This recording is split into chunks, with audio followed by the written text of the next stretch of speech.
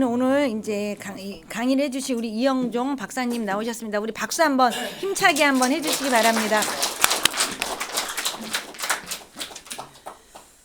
사실 이 처음에 우리 그 1천만 통일 아카데미를 한번 개설해 보자 할 때는 야 이게 잘 될까, 뭐 많은 분들이 오실 수 있을까 이런 생각을 했었는데 정말 가장 중요한 게 이제 여러분들이 너무 열정적으로 참여를 해주시고 해가지고 성황리에 이제 거의 종반이 된 것 같습니다. 종반이 된 것 같고 제가 그 원래 아마 오늘 제가 출격하는 그거는 아닌데 아마 위원장님께서 특별히 좋은 기회를 주신 것 같습니다. 그래서 그동안에 이제 많이 좋은 분들 강의를 많이 들으셨을 거고요. 우리 첫 번째 뭐 김영수 교수님부터 해서 들으셨을 텐데 제가 이제 내년 3월이면은 북한 문제를 한 지 딱 30년 됩니다. 아시겠지만 이제 제가 그 함경북도 청진이고요. 저는 아버님께서 이제 북에 계시다가 해방 후에 교원 생활을 하시다가 김일성 정권이 들어서는 것 같은데, 그래서 이제 아버님은 반공주의자라서 이제 학교 학생들한테 반공 교육을 하고 이렇게 했는데 그게 그렇게 김일성 정권이라는 게 잠깐 있다가 그냥 소련이랑 뭐 사라지는 줄 알고 이렇게 했는데 어느 날 이제 밤에 그 초등학교 그 청진에 이제 강덕이라는 데서 보통학교 교사를 하셨는데 학생회가 이제 왔더래요. 근데 이렇게 쪽지를 주는데 그 부모가 이제 거기 경찰 주재소 이제 근데 선생님 아무래도 내일 아침이면은 요즘으로 말하면 압수수색이겠죠. 위험하다 해가지고 잠깐 피해 계신다고 한 게 그냥 분단이 돼가지고 못 저기 돌아가시고 완전히 이제 실향민이 되셨고 10년 전에 딱 10년 전에 이제 돌아가셨어요. 94살을 일기로 돌아가셨는데 저는 이제 중앙일보에서 오랫동안 기자 생활을 하고 했고 그래서 그런데 우리나라 그 이산상봉 제도가 정말 우리가 뭐 민주화가 돼서 컴퓨터로 추첨하지 않습니까? 그래서 잘 안 돼서 실향민 그 브로커 하시는 분 통해 가지고 형님을 아버님하고 같이 가서 연변에 가서 만났습니다. 그래서 한 번 딱 만났고 그런 상황인데 어쨌든 그런 그 제 마음속에 여러분들 다 마찬가지시지만 어떤 실향민이라는 그런 에너지 DNA가 있기 때문에 30년 동안 이제 한 길을 너무 잘 아시잖아요. 북한 하면은 한국 사회에서 별로 그렇게 뭐 잘 나가는 것도 아니고 물론 뭐 밥벌이들은 다 하겠지만 그렇게 뭐 돈 되는 일이 아니거든요, 사실. 그래서 요즘 보면은 뭐 언론도 마찬가지고 학자들도 그렇고 북한 통일 이쪽 손대려는 사람들이 잘 없습니다. 그런 어려움이 있는데 그래도 저희가 이렇게 열정을 가지고 여기까지 왔으니까 아마 제가 오늘 말씀드리는 것 좀 들으시면은 조금 기운이 나실 수 있을 겁니다. 그래서 북한 뭐 전반에 대한 말씀을 드릴 수는 없고요. 제가 현장에서 그동안 겪어오면서 누구보다도 생생하게 북한이라는 게 이렇더라 하는 거를 말씀드릴 수 있는 부분, 그런 부분들을 사진으로 주로 여러분들 뭐 이론적인 거 이런 거는 고명하신 교수님들이 워낙 많으시니까 좀 보여드리도록 하겠습니다. 저는 그 고려대에서 이제 북한학으로 그 유호열 교수님한테 박사를 받았고요. 마침 요즘 그 가장 요새 뭐 김정은이가 딸 데리고 나와서 이슈가 되는 그 후계 문제, 북한 후계 문제를 가지고 이제 박사 학위를 받았습니다. 그래서 미국에 가서 이제 우드로 윌슨 국제센터에서 연구원을 했고요. 민주평통 뭐 이렇게 거쳐서 중앙일보에서 통일문화연구소장을 했고요. 지금은 국가전략연구원 북한연구센터장을 맡고 있습니다. 제가 중앙일보에서 노조위원장도 했었습니다.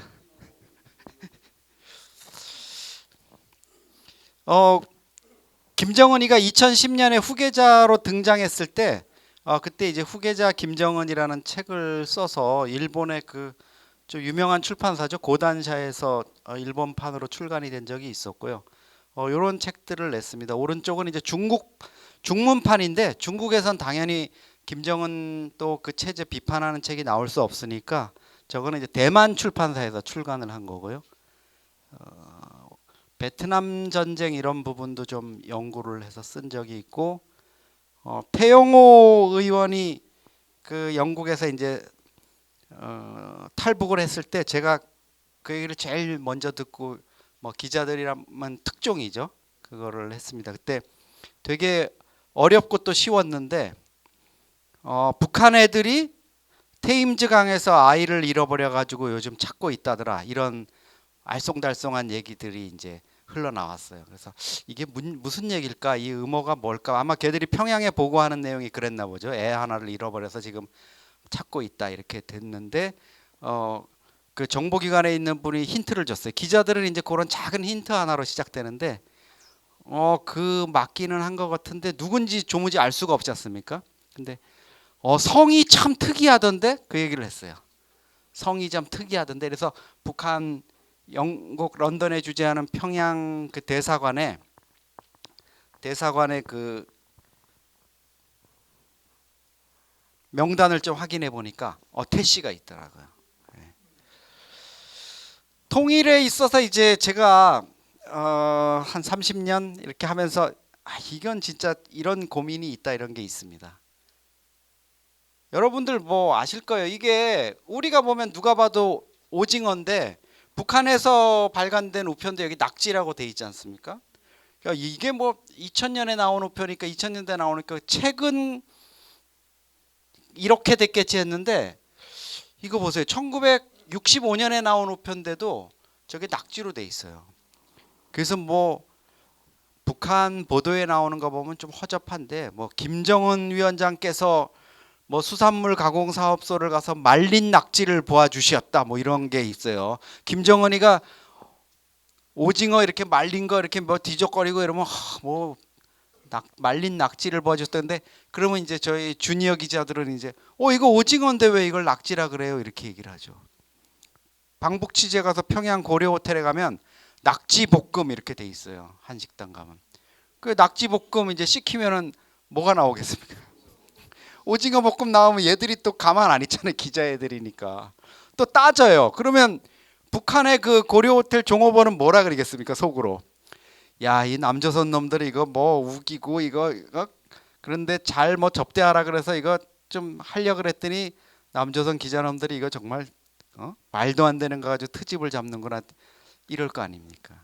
그러니까 사실 말이 달라지면 서로 오해가 생기고 생각이 달라지고 이런 뭐 분단에 따른 문제라고 볼 수 있죠. 또 하나는 이제 이거죠.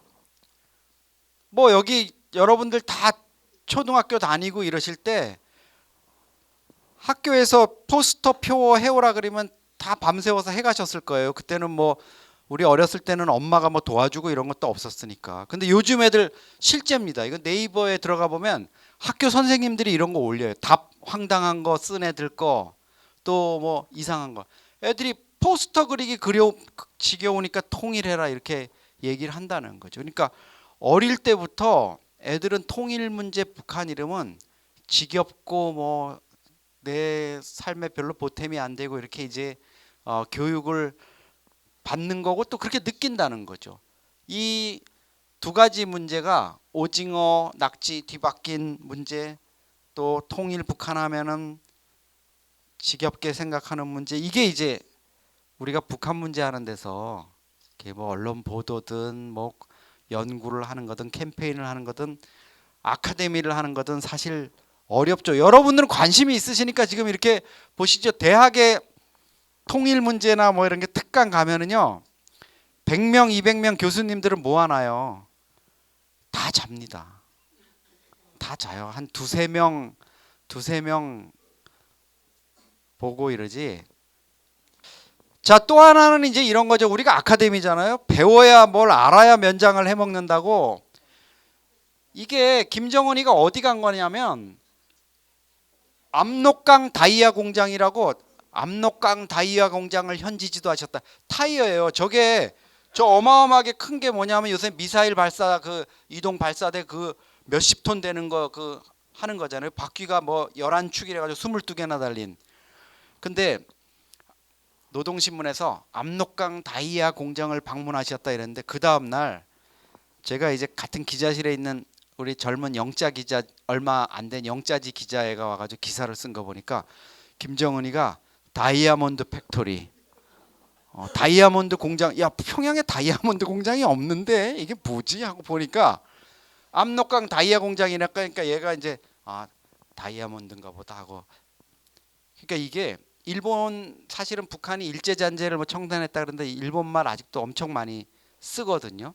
그 보면은 그 잔재가 남아 있는데 이런 부분들이 또 하나 넘어야 되는 벽입니다. 가끔 가다 보면 아마 여러분들께서도 신문이나 이런 거 보시다 보면 진짜 느낌이 딱 오시는 게 있을 거예요. 야, 이건 이 기자가 몰라가지고 진짜 이렇게 엉터리 같이 썼구나, 이런 것들이 있을 겁니다. 제일 요즘 뭐 이슈가 된 4대 세습 이 부분부터 말씀드릴게요. 그 결론부터 말씀드리면 지금 언론이나 뭐 일부 전문가들이 흥미 위주로 지금 이게 뭐 딸내미 데리고 나온 게 4대 세습 뭐 하는 거다 뭐 이러는 거, 그거는 절대 아닙니다. 세습하고 적어도 김정은이가 지난 18일하고 요번 27일 날 북한이 공개한 그 미사일장의 뭐 둘째 딸이라는 김주애라는 애, 뭐 그 주애가 왜 주애인 줄 아세요? 이설주를 사랑한다 해가지고 주애예요. 그게 이거 그냥 얘기하는 게 아니라 그 딸내미 이런 것들 우리가 어떻게 압니까, 정보 당국이. 그런데 그 김정은이가 농구광이지 않습니까? 스위스 유학할 때부터 그 뭐 비싼 농구화 사 모으고 이런 거 했거든요. 그러니까 자기가 좋아했던 농구 선수, 미 NBA 출신, 전미농구협회 출신 데니스 로드먼을 지 생일날 불렀잖아요, 평양으로. 그 데니스 로드먼이 평양에서 농구 경기를 가질 때 그 자리에 서가지고 그게 이제 초청한 것도 김정은이가 자기 생일에 맞춰서 했어요. 그러니까 김정은이가 오늘은 여러분들의 위대한 지도자의 생신이다 뭐 이러면서 해피 버스데이 투 김정은을 그 자리에서 불러요. 그래서 사실 우리 정보당국은 김정은이 생일이 1월 8일인 거 알고 있었지만 컨펌이 되는 거죠. 컨펌이 되는 거고, 데니스 로드만이 김정은이 만나서 밥을 먹었는데 같이 이설주가 최근 낳은 그 둘째 딸 얘기만 하더라. 주애라 그러더라. 그게 뭐 차이니즈 레터로 그 이설주를 사랑한다는 의미로 한자로 그렇게 썼다 그러더라. 이렇게 설명을 해서 저희도 아는 거죠. 자, 요게 이제 27일 날 공개된 사진입니다. 27일 날. 27일 날 북한이 공개한 거고요. 18일 날 쏘면서 이 아이를 한번 데리고 나왔었고요.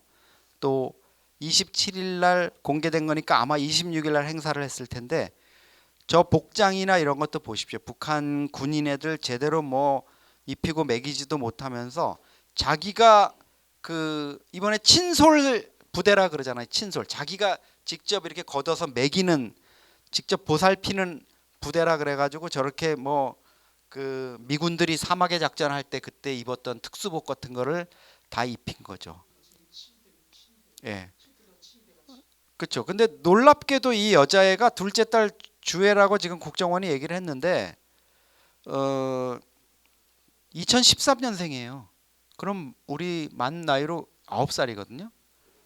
그래서 야 이거 잘못된 거다 이러니까 국정원이 얘기했지 않습니까, 정보위에서. 원래 그 주애라는 애가 덩치가 엄청 크다는 첩보가 있었다. 그러니까 얘가 맞다 이렇게 하는 거예요. 그 뭐 거기다가 옷을 이제 저렇게 또 입힌 겁니다. 보시면 자, 이런 걸 이제 연출하는 거죠. 그래서 제가 아까 말씀드렸잖아요. 세습보다는 이런 모습을 통해서, 이런 모습을 보면서 우리는 무장이 돼 있기 때문에 괜찮아요. 저게 어떤 뭐 모습을 한다. 근데 일반 사람들 뭐 좌파들은 더 물론이고 중도적인 사람들은 저걸 보면서 김정은이를 뭐 핵 미사일 하는, 또 좀 있으면 이제 12월이 됩니다만, 이제 내일이면 12월입니다. 장성택을 뭐 어떻게 죽이고 이런 잔혹한 지도자 이미지를 떠올릴 수가 없는 거예요. 우리 옛날에 했듯이 뭐 그 애기들 베이비하고 비스트하고 또 그 스포츠하고 이래가지고 뭐 여러 가지 이미지를 연출하는 게 있었지 않습니까? 그러니까 저런 장면을 연출해가지고 이미지 메이킹을 하는 거지. 저 애를 지금 드러내가지고 무슨 쟤한테 권력을 준다? 이런 문제는 절대 아니라는 거죠. 자, 미사일 발사대예요. 이거 보시면은 둘, 넷, 여섯, 여덟, 11개죠. 11개면 화성 17, 9개면 화성 15. 그렇게 이제 멀리서도 저희는 식별을 하는데 김정은이가 이 사진을 딸까지 동원해가지고 이렇게 찍고 18일 날 ICBM 화성 17형을 쏘아 올렸던 그 미사일은 날아가서 없어졌지 않습니까? 이 끝부분이 71로 끝나는 일련 번호 그거는 날아가서 없어졌어요. 태평양상에 이제 빠져버린 거고, 그리고 발사대 차량 322 말고 321이 있어요. 원래 그걸 실었던 거, 성공한 거 실었던 거. 거기다가 영웅칭호를 준 거예요. 처음입니다. 무슨 물건에다가 영웅칭호 준 거, 사람에다 그동안 영웅칭호를 줬는데, 그런데 그 영웅칭호 받은 걔는 끌고 나올 수가 없잖아요. 위에 실린 게 없으니까. 그러니까 걔는 어디 기념관에 이제 보내서 할 거고 대신 이거를 갖고 나온 거죠. 이런 모습을 연출하고요.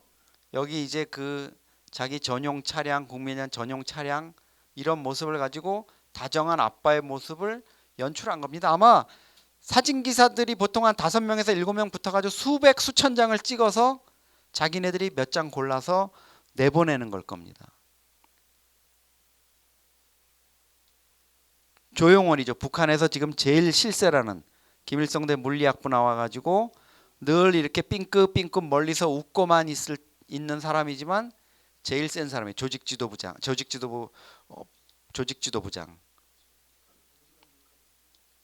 북한에서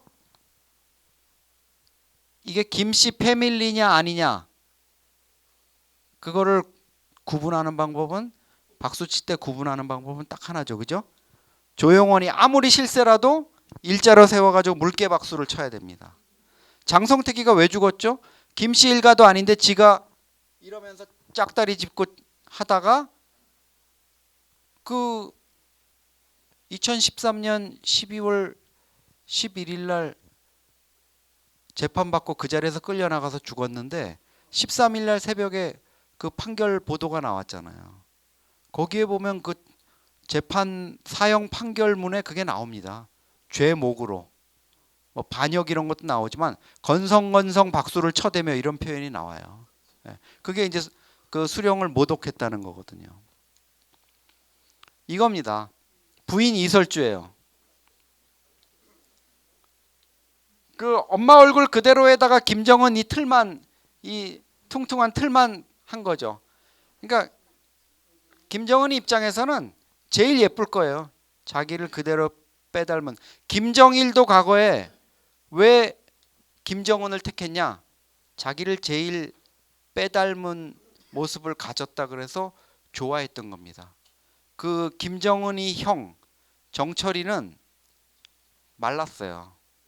깡 마르고 엄마를 닮아가지고 엄마가 이제 젊을 때 무용수를 가지고 고용이가 깡 마르고 그 다음에 결정적으로 문제가 있었죠. 호르몬계 이상으로 해가지고 그 뭐 여자처럼 가슴이 나오고 목소리가 이제 여자처럼 변하는 그런 문제 때문에 걔는 그냥 에릭 크랩튼 가수 에릭 크랩튼 노래나 좋아하고 뭐 싱가포르에서 열리는 강연이나 쫓아다니고 이러면서 지금 그냥 해피하게 보내고 있을 거예요. 아마 동생한테 권력 넘겨주고. 태용호 씨 책에도 나옵니다.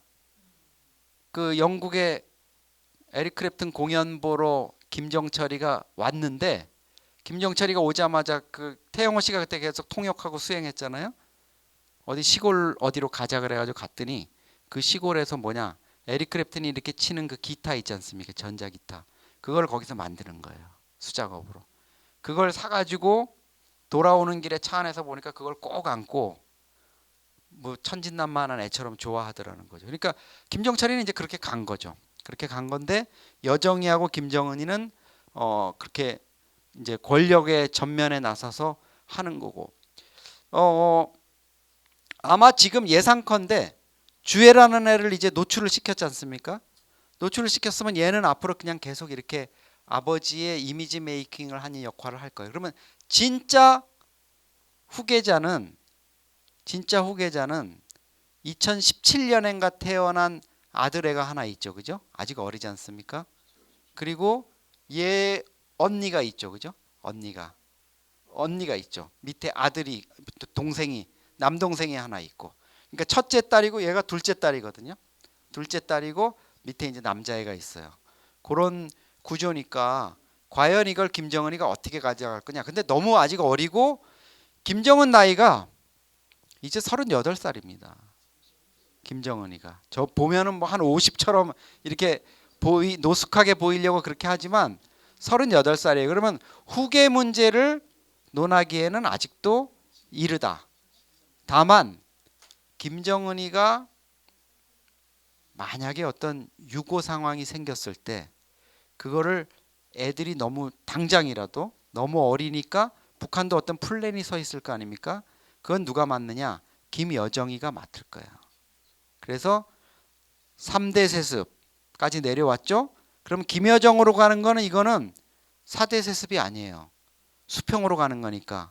그래서 이제 저도 박사 논문을 쓸 때 이제 유월 교수님이 그걸 야 그건 4대 세습이 아니니까 3.5대 세습으로 잠정적으로 하는 걸로 구조화해 가지고 그거를 좀 논리적으로 기술해 보자 뭐 이렇게 했는데 이제 4대 세습을 할 수 있을 거냐? 김정은이가 그 쉽지 않을 겁니다. 세상이 그렇게 납두지를 않을 거고 그 어제 통일부 장관 하시고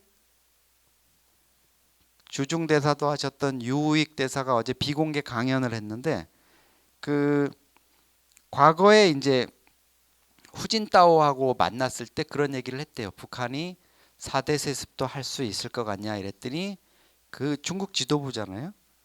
그렇게 해야 되겠습니까? 세상의 이치가 그러지 아니할 겁니다. 이렇게 얘기를 하더라는 거죠. 그리고 김정은이 왜 그렇게 할 수 없는지 부분을 조금 이따가 이제 설명을 드리겠습니다. 자, 왼쪽이 고용이에요. 김정은 생모 고용희. 근데 지금은 이제 이렇게 나이 들어선 저런데 젊었을 때 무용수 때는 정말 말랐었어요. 예, 마른 모습이었고 이거는 생전에 공개된 적은 없는데 지금 보시면 김정일이 있고 고용이가 지금 손가락질로 뭐 이렇게 하잖아요. 그 동영상을 보면 우리 뭐 윤석열 대통령도 얼마 전에 나가가지고 저 그 여사님이 예? 뭐 이래 나가 이러니까 뭐 이렇게 어떻게 해야 되지 이러다가 좀 잡힌 적이 있는데 이분도 좀 센 분이에요. 그래서 여기 가방 옆에 클러치 딱 끼고 뭐 보세요 이러면 김정일이가 말년에 저렇게 했던 거죠. 근데 김정은 입장에서는 엄마가 저렇게 한 번도 살아서 퍼스트레이디로 나서지 못하고 이랬던 게 이제 마음이 아팠던 것 같아요. 그리고 마지막에 이제 유방암이 걸려가지고 프랑스에까지 가서 치료받다가 거기서 죽잖아요. 프랑스에서. 그래서 이제 우리가 죽었을 때도 프랑스 쪽에서 뭔가 고급 관이 평양으로 화물로 들어간다는 첩보를 입수해서 이제 죽었다는 걸 알았는데 어쨌든 고용이의 그런 것 때문에 김정은이가 지금 계속 그 엄마에 대한 그걸 하는 거예요. 그래서 나는 아버지랑 좀 달라 이런 걸 보여주려는 것 같아요. 그래서 집권한 첫 해에 자기 이설주 데리고 나와가지고 부인 이설주라고 이렇게 얘기하고 지금도 뭐 커플식의 젊은 친구들이니까 커플식에 같이 차고 뭐 이렇게 진짜 좋아하는 것 같아요. 이설주를 김정은이가 진짜 좋아하는 것 같습니다. 근데 어쨌든 이 엄마에 대한 김정은의 애틋함 이런 게 뭐 평양에 그 유선종양 연구소 만들고 또 어머니 날을 북한이 만들었어요. 김정은이가 들어와가지고 그래가지고 뭐 야 이제 제발 남자들 좀 어머니 날에는 엄마나 와이프한테 좀 꽃도 사가지고 집에 들어가고 이래가지고 평양에는 뭐 그때 되면 꽃이 동나고 이러는 게 실제로 나오거든요. 그러니까 그런 모습들 이런 연장선상에서 보면은 김정은이는 우리가 다 뭐 비판적으로 좀 보이지만 좀 긍정적인 면은 그거예요. 가족 뭐 이런 거 부분들 좀 정상화해 가지고 뭔가 하려는 거. 그다음에 아버지는 그냥 뭐 노동당 대회도 뭐 80년 그때 마지막으로 열거는 5년마다 열기로 했는데 안 하고 이러는데 나는 5년마다 열 거야 이래 가지고 하고, 그래도 형식적으로라도 회의체를 통해 가지고 뭐 논의하는 거 하고 이러는 거는, 그런 거는 또 뭐 중국 문화를 받은 게 있지만 당대회 이런 데서 김정은이가 7시간 8시간 연설하잖아요. 7시간 8시간 읽습니다. 그 노동신문에 깨알 같은 글자로 그 몇 페이지 되잖아요. 연설 7시간 8시간 이렇게 연설하는 거 이틀 연속으로도 했잖아요. 7차 당대회 때.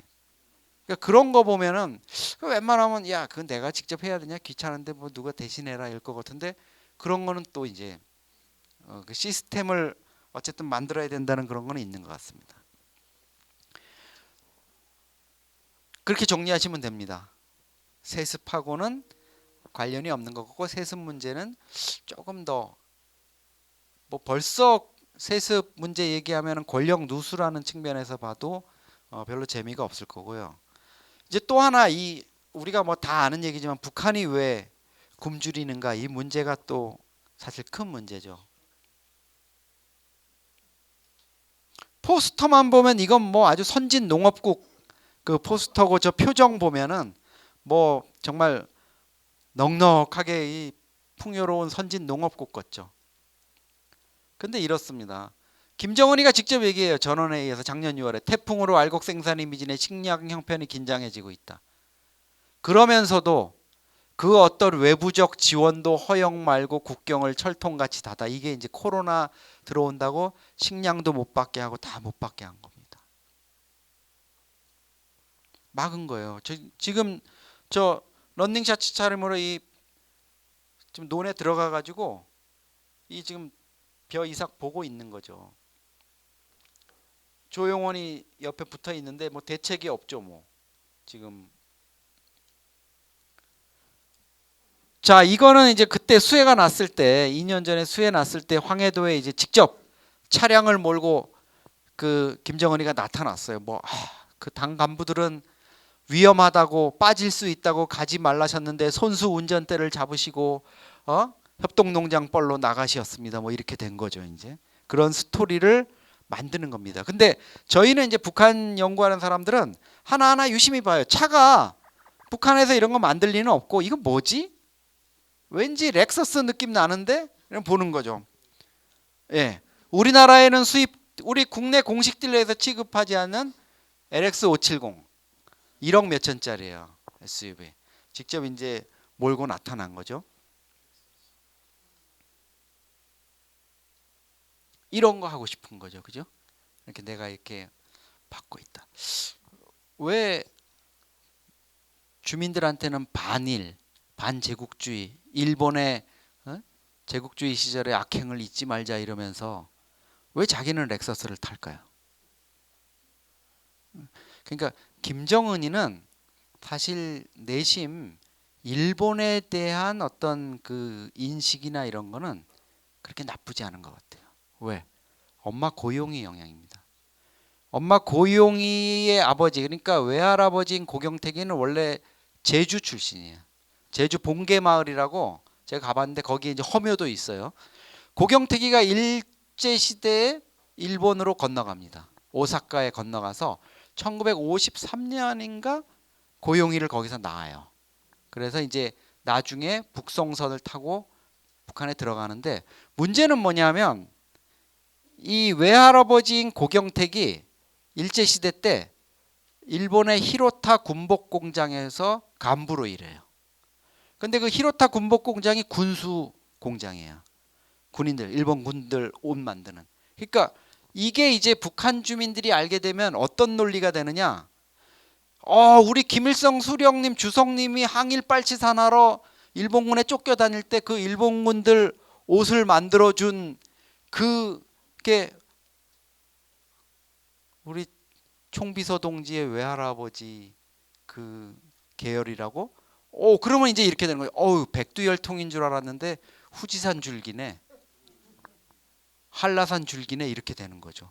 그러니까 아까 말씀드린 고용이 나오는 그 영화를 몰래 만들어 가지고 1시간 몇 분짜리를 김정은이가 집권하자마자 간부들한테 보여줬어요. 우리 엄마 이렇게, 아버지 이렇게 한테 충실했다. 거기에 보면 고용이가 김정일이 남편이잖아요. 27년간 같이 산 남편인데 생일 축하 행사를 하는데 거기서 당 간부들 앞에서 충성 맹세를 하는 거예요. 와이프가 남편한테 장군님을 앞으로도 건강하게 모시며 충성을 다할 것을 뭐 이렇게 얘기를 하는 거죠. 근데 김정은이는 어릴 때부터 엄마한테 교육을 이제 받았잖아요.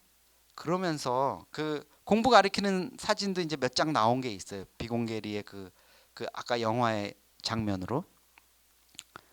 생각해 보세요. 어렸을 때 우리도 그 과거에 문구류 이런 거 변변치 않았지 않습니까? 어릴 때 초등학교 다니고 이럴 때. 북한이 뭐 상황이 어땠겠습니까? 그때 뭐 70년대 우리보다 잘 살았다 그러지만 그렇게 문구 같은 거 이런 거 그러면 어떻게 했을까요? 고용이가 일본에서 애가 쓸 학용품이나 이런 건 거기서 가져갔겠죠. 북송선 들어오고 뭐 그 대사관 그 거기 조총련 통해서 조달했겠죠. 여러분들 잘 아시는 뭐 톰보우니 뭐 이런 거 그 잠자리 그려진 그런 노트 연필 이런 거 가지고 쓰고 가위 그런 거 썼을 거 아닙니까? 그러면 고용이는 제가 보기에는 아마 김정은한테 일본이 그렇게 나쁘지 않다는 이미지를 심어줬을 수가 있습니다. 그래서 최근에 보면 북한이 일본에 대해서 그렇게 날을 세우지가 않아요. 오히려 우리 뭐 잡아먹지 못해서 난리지. 그래서 김정일이가 아마 어린 김정은 27살 2011년 12월에 김정일이가 죽었지 않습니까? 그 죽기 전에 27살짜리 애를 데리고 후계 교육을 시키러 다니는 거 보면 그 영상을 보면은 정말 눈물은 나요.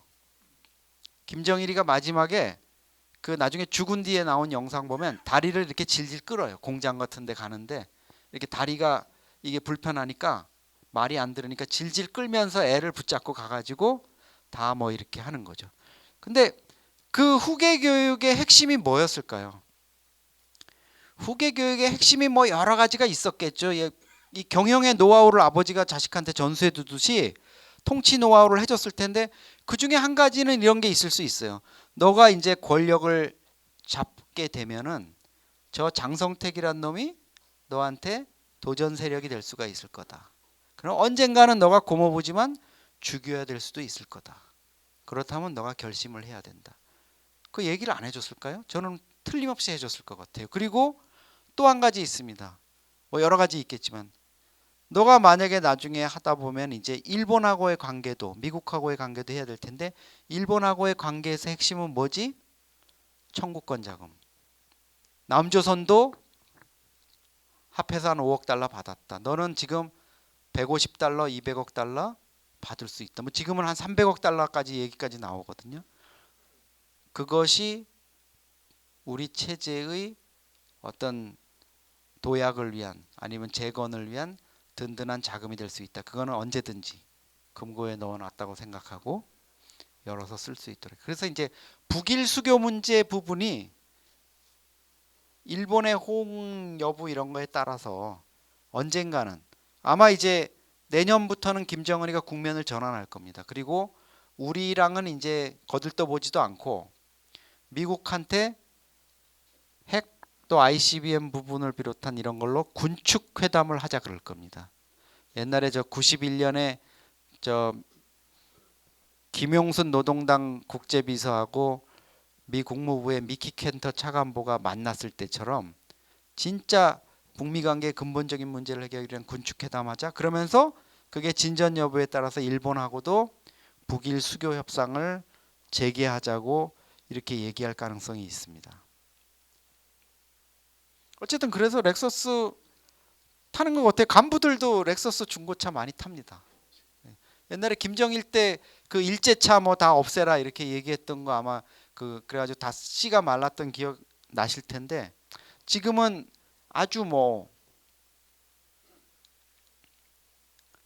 자, 렉서스도 그런데 사실 또 흥미로운 게 있어요. 여기 장성택도 있네요.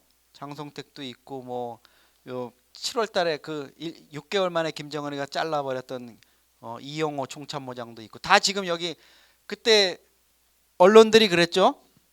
2011년 12월 이 장례 행렬 보고 김정은 빼고 웅구차 7인방이 앞으로 북한을 이끌어갈 거다.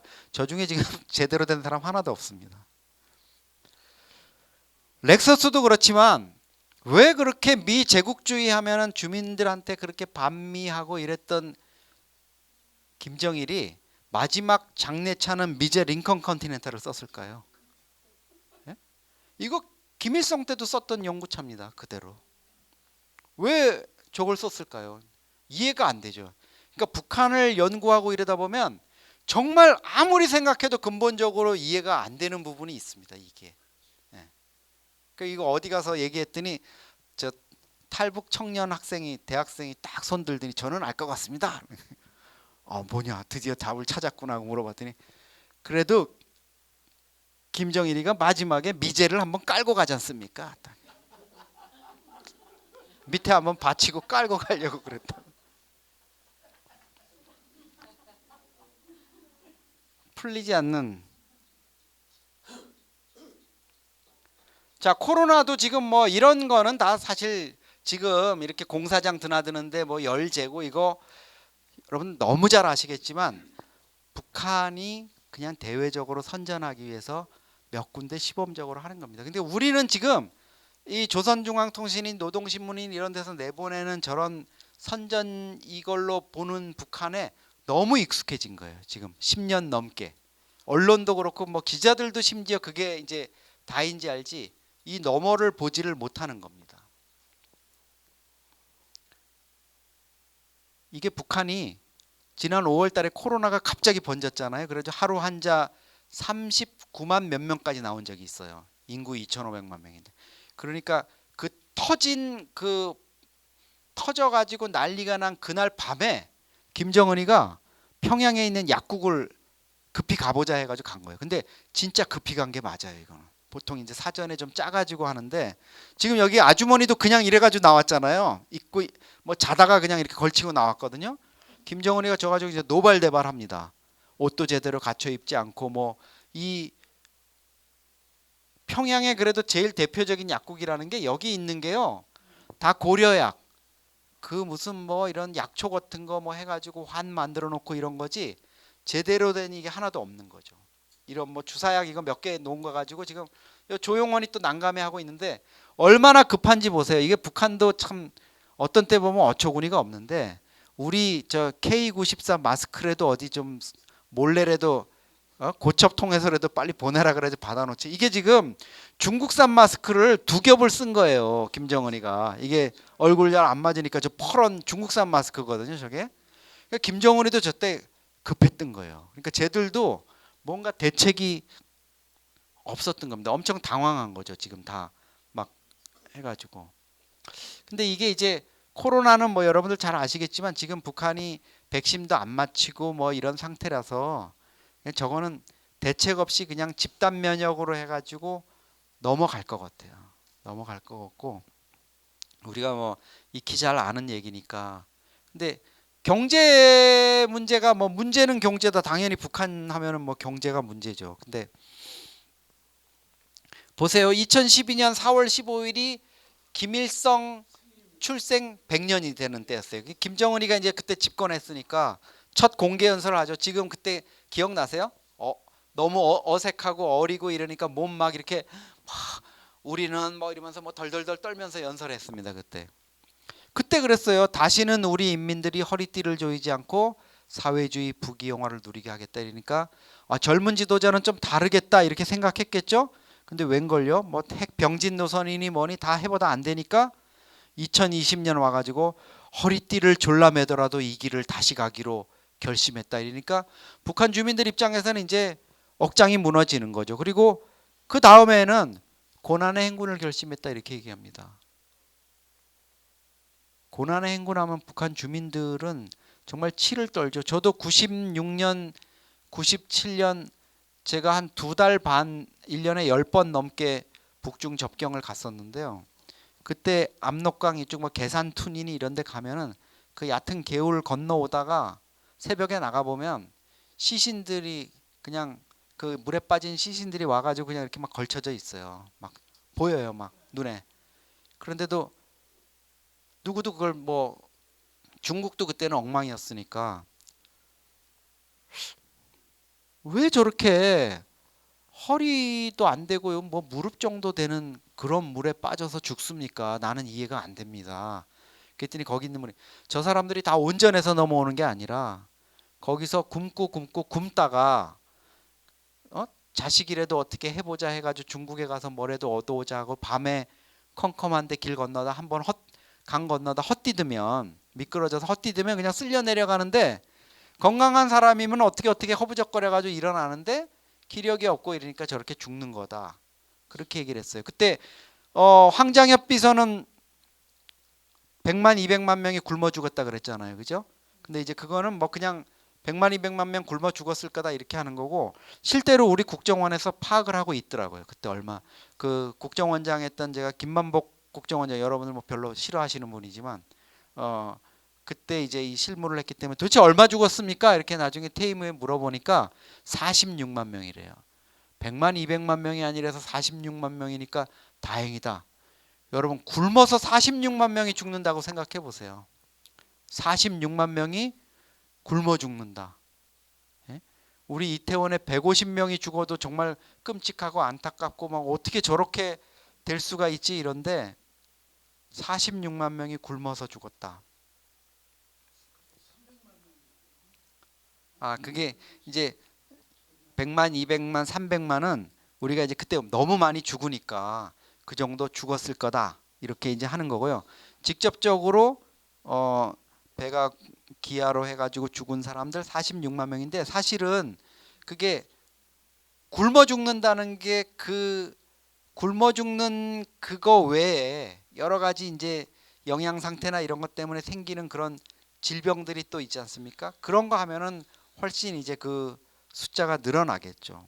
그래서 오른쪽에 여러분 이 사진 보면은 이게 뭐냐면요. 2012년에 김정은이가 그렇게 연설을 하고 5월 달에 우리로 말하면 뭐 에버랜드나 서울대공원, 롯데월드 정도 되는 만경대 유의장이라는 데를 김정은이가 방문을 해요. 야, 한번 가보자. 갔는데 김정은이가 걸어가다가 지금 밀짚 모자 쓴 게 김정은입니다. 허리를 굽혀가지고 풀을 뽑아요. 김정은이가 나중에 뭐라 그런지 아세요? 페인트가 없어서 저거 녹슨 거 칠 못하고 기름칠 못하고 전기 없어서 유의장 놀이기구가 돌아가지 못해도 야 풀은 뽑을 수 있지 않냐. 근데 맞는 얘기잖아요. 예? 관리인들 뭐 해가지고 뭐 해가지고 풀은 뽑을 수 있잖아요. 근데 김정은이가 온다는데 뭐 잡초가 있었던 거 잡초 제거 안 한 거예요. 이 지배인은 아마 이 세상 사람이 아닐 가능성도 없습니다. 그러니까 김정은이가 조기 유학하면서 스위스 베른 국제학교에서 조기 유학했거든요. 10대 시절에 한 6년. 그러면서 스위스에 있는 알파마레라는 그 워터파크에도 가서 놀았다. 그리고 파리 거기서 뭐 떼제베 타면 금방 나오잖아요. 파리로 와가지고 뭐 에펠탑도 보고 또 세느강에서 그 유람선인 뭐 바토무슈라는 것도 타봤대요. 그리고 가짜 여권을 가지고 일본 디즈니랜드까지 왔었다는 얘기도 있어요. 세상에 좋은 거 다 본 애가 이거를 봤으니 어땠겠습니까? 야, 아버지가 이거 진짜 껍데기만 물려줬나? 이런 생각을 했겠죠. 그런 눈으로 자기 어릴 때 본 눈으로 북한을 보니까 이제 형편없었는데 김정은은 이런 거를 어떻게 좀 해보자 이런 생각은 아마 안 했겠죠. 처음부터 말은 그렇게 했지만 핵하고 미사일이기에 내가 살아남는 길이다. 아마 그렇게 갔을 겁니다. 김정은 집권 10년 동안 경제를 보시면은 지금 뭐 계속 이렇게 마이너스 2019년에 0.4%니까 이거 뭐 거의 정체됐던 거고 지금 급전직하 북중 교역도 지금 곤두박질 치고 있는 게 보이실 거고요. 지금 코로나 때문에 예전 교역의 한 95% 이상이 지금 날라갔습니다. 그러니까 교역이 안 된다는 거죠. 최소한의 것만. 물가하고 환율, 쌀값하고 환율은 지탱시키고 있다. 상징적으로. 억지로 지금 북한이 조절을 하고 있다 그래요. 핵미사일 실험 뭐 올해만 해도 63회 이렇게 미사일 발사한 거는 잘 아실 거고, 2020년 1월에 북한이 이제 중국에서 우한에서 코로나가 발생하니까 바로 1월부터 차단을 했어요. 우리보다 훨씬 빨리 차단을 하고 2020년 3월에 김정은이가 우리 평양에도 번듯한 종합병원이 하나 있어야 되겠다 하고 종합병원 착공식을 해서 지금 시삽, 첫 삽을 뜨는 겁니다. 북한이 밝히진 않았지만 이 제가 아까 그 건축학회 통일건축위원회 일을 한다 그랬는데 요 북한이 준 조감도만 가지고 전문가들 병원 설계를 하는 전문가들한테 이제 용역을 줬어요. 이게 도대체 어떤 정도 규모냐 이랬더니 3,000병상. 그러니까 풍납동의 현대 아산병원이 3,500병상이거든요. 우리나라에서 제일 큰 병원인데 그 정도 규모로 하겠다 그랬죠. 그래서 그런데 병원을 이걸 짓는데 김정은이가 3월 달에 이걸 착공하면서 뭐라는 올해 10월까지 완공해라. 당창건 때까지. 야, 7개월에 병원을 지으라고 3,000병상을 그랬는데 밤에 횃불을 켜가지고 막 공사를 하고 터파기 하고 그래가지고 한두 달 만에 이렇게 됐어요. 야, 이거 진짜 해내겠구나. 얘들이 역시 다르다 이랬는데 그 뒤로 아직까지 소식이 없습니다. 이제 이게 병원 설계를 하는 분들한테 물어보니까 이런 거예요. 병원이라는 게 건물도 한 2, 3년 걸리고요. 더 중요한 거는 거기에 얼마나 첨단적인 장비나 이런 걸 설치하고 이렇게 하는 거고, 또 안에 이번에 우리 코로나 때 잘 나타났지만 동선이라든가 이런 거를 잘 선진적으로 배치해서 서로 감염이 안 되고 이런 것들이 중요한데 김정은은 그냥 건물만 지으면 될 줄 알았던 거예요. 아무 얘기가 없어요. 이게 무슨 얘기냐? 김정은이 지시한 소위 말하는 자기들이 말하는 1호 사업도 이행이 안 될 정도로 이렇게 된 거예요. 강원도 원산 분들 계시겠지만 원산 갈마반도 저도 가봤어요. 명사십리. 거기 솔밭 있는데 여기다가 정말 우리가 보기에 어마어마한 규모로 해양 리조트 지으라 그랬거든요. 그것도 짓다가 지금 한 몇 년째 그냥 방치돼 있습니다. 어랑천 발전소 김일성 때 짓기 시작해가지고 41년 만에 겨우 작년 올 여름에 완공됐어요. 근데 41년 동안 공사를 뭐 제대로 하려고 차분히 한 거면 모르는데 김정은이가 2018년에 여길 방문해가지고 이렇게 얘기합니다. 발전소 건설을 하자는 사람들인지 말자는 사람들인지 17년이 되도록 70%밖에 진행을 못했다. 벼르고 벼르다 오늘 직접 나왔는데 말이 안 나온다. 책임 일꾼들이 최근 몇 해여간 한 번도 나와보지 않았다고 한다. 위에서는 아래의 실태를 외면하고 말 공부만 하고 있고 다음에 10월까지 완공해라 이랬는데 또 못 지켰어요. 올해 이제 된 거죠. 그러니까 북한 경제는 이거 뭐 더 말씀을 드릴 필요가 없을 정도로 처참하게 지금 무너져 내린 겁니다. 이제부터는 이제 좀 민생 말씀드릴게요. 북한 인구가 2,400만에서 지금 2,525만 명 정도 됐거든요. 1% 공화국이라 그럽니다. 1%만 제대로 먹고 살아요. 제일 밑째 줄에 보면 뭘로 돼 있죠? 전체 주민 41%인 1,050만 명이 기근에 시달린다. 이거 국제기구가 해마다 내놓는 겁니다.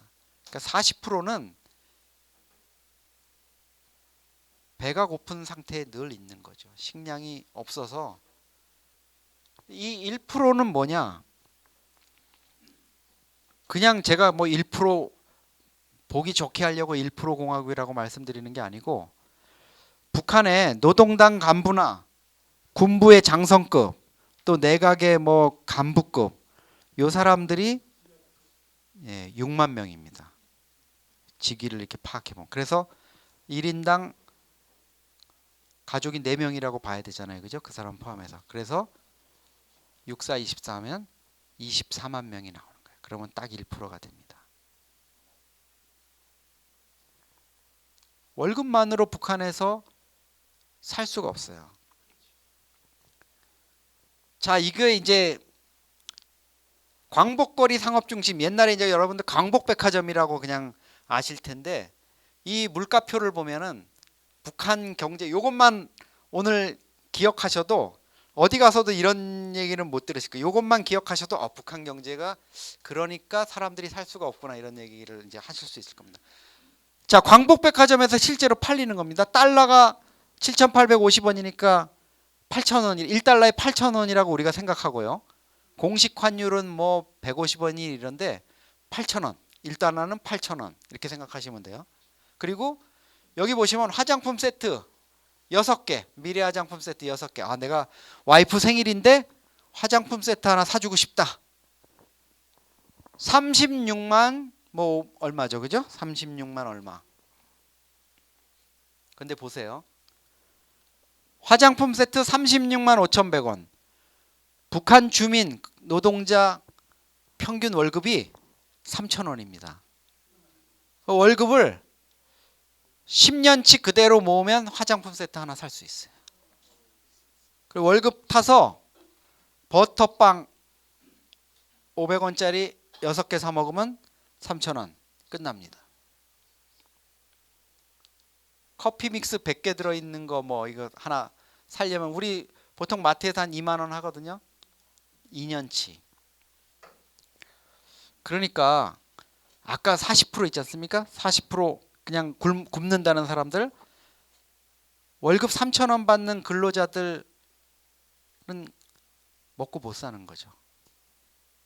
그래서 여러분들 탈북하신 분들한테 북에서 월급 얼마 받았어요? 물어보세요. 그러면 그분들이 다 아유, 월급 그 말도 마세요. 그걸 왜 물어봐요?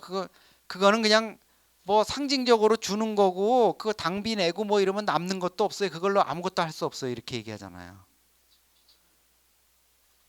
아까 말씀드렸죠. 1달러가 얼마라고요? 8,000원. 월급이 얼마요? 3,000원. 지나가다 1달러 뭐 흘린 것도 없겠지만 달러가 귀하니까 1달러 줬으면 2달치 월급 줍는 거잖아요. 그러니까 무슨 의미가 있겠습니까? 자, 그러니까 달러나 위안화나 이런 거에 접근 못하는 아까 뭐 절반 가까이 되는 사람들은 그냥 굶어서 비실비실 있는 거고, 아까 1% 말씀드렸잖아요. 예를 들어서 저희가 방북 취재 가면은 서울하고 이제 직통 전화를 열어줍니다. 국제 전화를. 북한 최신성에서 일본으로 해서 돌아오는 거를 우리 KT가 열어서 서로 통화해서 이제 열어서 주는데, 한 3일 동안 서울에 뭐 전화하고 이러면 전화비가 한 200 몇십만 원 나와요. 바가지죠. 엄청 바가지죠. 그러면 뭐 2천 몇백 뭐 그때 환율로는 2천 몇백 뭐 30 몇 불 이렇게 나오잖아요. 그럼 최신성 와가지고 계산할 때, 제가 이제 기자단장이라서 이제 갖고 간 공금 가지고 계산할 때 보면 옆에 딱 그 제 안내하는 애가 붙어 있어요. 딱 결정적인 순간에 이 선생 그 남는 거 70불은 놔주라. 자, 그렇게 하고 또 저희가 아주 북한에 특별히 또 필요한 애들한테는 한 50불 100불씩 줍니다. 몰래. 야, 저 마누라 뭐 양산이라도 하나 사다 줘라. 뭐 저희가 또 사가기도 해요. 양산, 스타킹, 립스틱, 스카프 이런 거, 선글라스는 명품 선글라스 이런 거 말고 서울 명동에 안경점에서 파는 국산 선글라스 제일 좋아해요. 거기 안경 가게 서울 명동 무슨 당 이렇게 있는 거. 더 좋아해요. 그금. 생각해 보세요. 그렇게 해가지고 100불 받을 수 있고 200불 받을 수 있고 이런 달러에 접근할 수 있는 사람들하고 아닌 사람들하고, 또 뇌물로 몇백 불씩 받을 수 있는 군 고위 간부 뭐 승진으로 이렇게 해가지고 하고, 뭐 또 무역회사나 이런 데 있을 수 있고, 아니면 태용호 가족, 북에 있는 가족, 태용호가 외국에 있다 가면은 뭐 달러 좀 이렇게 가져갈 수 있을 거 아닙니까? 태용호 외교관이 들어가면 그런 외교관 가족들, 이런 사람들은 먹고 살만한 거예요. 그러니까 통일교가 그 보통강 호텔을 지금 운영하고 있는데 거기 박상권 사장이 얘기하잖아요. 주말 되면 자기네들이 회 사시미 코스 이런 거 내는데 그게 뭐 한 50 몇 불씩 한대요. 북한에서 어마어마한 돈이에요. 근데 북한군 장성 뭐 별 한 2개 단 사람이 저 벤츠 조그만한 거 낡은 거지만 뭐 높은 별 2개니까 아주 높은 건 아니니까 차 이제 그래봤자 벤츠 낡은 거 타고 오겠죠. 가족들 딱 뒤에 아들 딸 태우고 딱 와가지고 그 코스 해가지고 한 200불 300불 하고 그 보통강 호텔 그 면세 상점에 가가지고 시바스리갈 그거 뭐 한 6개 들어있는 거 야 이거 하나 실어라 딱 이러고 뭐 이렇게 쇼핑해가지고 간다는 거 아닙니까? 그렇게 사는 거죠. 그 사람들은 그 1%는. 근데 나머지는 안 되는 겁니다. 그러니까 여기 보시면 아까 말씀드렸잖아요. 공식 환율로 하면은 이 36만 원 5,100원짜리 화장품이 2,400불이에요. 말이 안 되지 않습니까? 2,400불 들여서 산다는 게. 근데 아까 말씀드린 암달러, 달러당 8,000원으로 계산하면 45불이에요. 45불 정도면 내가 뭐 남조선 기자 와서 한 100불 뇌물로 받을 수 있으면 그중에 뭐 한 50불 정도는 내가 우리 마누라 사랑하는 와이프 위해서 쓰지? 가능하지 않습니까? 그러니까 완전히 이중적으로 돌아가는 시스템. 요것만 이해하시면 사실 달러에 대한 접근이 가능하냐 안 하느냐에 따라서 북한 체제는 완전히 별천지 세계에 사는 거다 이렇게 보시면 됩니다. 자, 김정은이가 여기 있어요. 여기 그 섬방어대에 가가지고 지금 병사들하고 사진 찍은 건데 아까 미사일 운용하고 이러던 애들 그 입은 거 걔들 등치들 그거하고 한번 얘들 비교해 보십시오. 이 시골 무지랭이들 잡혀가가지고 저 섬방어대에서 10년 복무하지 않습니까? 북한군 의무 복무가. 그나마 13년에서 줄어가지고 지금 뭐 해피할지 어쩔지 모르지만 근데 보시면 요런 아이들은 심각한 영양실조. 이 여성도 마찬가지예요. 의사 선생님들이 보면 대본에 알 수 있을 정도로 얘들은 발육이 안 된 거죠. 쟤들이 다 고난의 행군 때 태어난 애들이에요. 엄마 뱃속에서 제대로 영양 공급 못 받고 이렇게 된 애들이고 쌀 비료 주겠다는데도 안 받잖아요. 여러분 그 우리가 착시 현상이 있는 게 문재인 정부 때 대북 지원한 게 뭐 있는 줄 아세요? 아무것도 없어요. 쌀 한 톨 안 들어갔습니다. 문재인 정부는 퍼주기 못했어요. 김정은이가 안 받았어요. 김정은이가 안 받았어요. 우리 저 김현철 장관 때 쌀 5만 톤 북한에 주겠다 그래가지고 먼저 설레발 치고 이 쌀포대 찍어놨다가 다 버렸잖아요. 쌀 못 보내가지고 몇 억 원 국고에서 손실됐다고 난리 났었지 않습니까? 안 받는 거죠. 코로나 또 더한 거는 코로나 이전에도 김정은이가 남조선 것 받지 마라. 그렇게 얘기를 했기 때문에 그걸 누구도 깰 수가 없어요. 딱 하나 말씀드리면 제가 그 대한장애인체육회 그 남북교류위원인데 북한이 김정은 들어와 가지고 다른 거 다 안 받으면서 딱 하는 게 장애인 교류는 해요. 장애인들 그 시각장애인 애들 어린애들 축구하려고 왜 딸랑딸랑 소리 나는 공 있잖아요. 그거 그냥 공에다 방울 넣은 그런 수준이 아니고 이렇게 특수 뭐가 있거든요. 그리고 애기들한테도 이렇게 뭐 차가지고 이렇게 그걸 감지할 수 있는 이런 거 해가지고 애기들이 놀 수 있는 그런 장비들이 있어요. 그리고 휠체어나 이런 것도 운동할 때 쓰는 휠체어 있지 않습니까? 농구하고 이럴 때 쓰는 거. 그건 중국 제일테어는 정말 싼데 그런 거는 고가거든요. 그런 걸 지원해서 제안한다 그럴 때 받았어요. 그래서 이거는 뭐 좀 다른 얘기일 수 있는데 그 배경이 뭘까? 김정은 이설주가 낳은 아기 셋 중에 몸이 불편한 아기가 있다는 설이 있어요. 그래서 그 부분 옛날에 우리가 처음에 북한 저거 할 때는 장애인 뭐 태어나면 평양에서 추방한다 그리고 뭐 이랬지 않습니까? 근데 지금 북한이 장애인 협회도 공개하고 그 장애인 그 예술단 애들 중국이랑 프랑스에서 공연해가지고 프랑스 공연은 아주 성공적이었어요. 갈채를 받고 뭐 최근에도 이렇게 그 장애인 관련해서 이렇게 복지 이런 활동하는 이런 것들이 나오고 있습니다. 자, 지금까지 우리가 식량 40만 톤 뭐 이렇게 해마다 과거에 MB 정부 전까지 보낸 거 7억 달러, 자재 장비 1억 달러, 심지어 경공업 원자재도 보냈어요. 경공업 원자재 뭔지 아세요? 신발, 비누, 플라스틱 뭐 이런 바구니 이런 거 만드는 거 재료가 없을 거라 그래서 그것까지도 참 그 노무현 정부 때 알뜰살뜰 해가지고 지원을 했죠. 2007년에.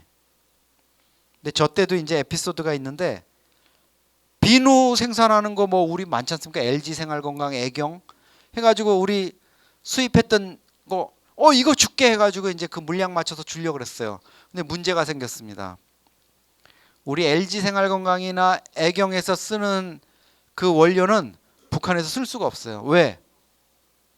우리는 아주 첨단 현대화된 장비로 비누, 고급 비누를 만드는 거고 북한은 옛날 그 구닥다리 뭐 소련에서 지원받은 이런 걸로 하기 때문에 재료가 달라요.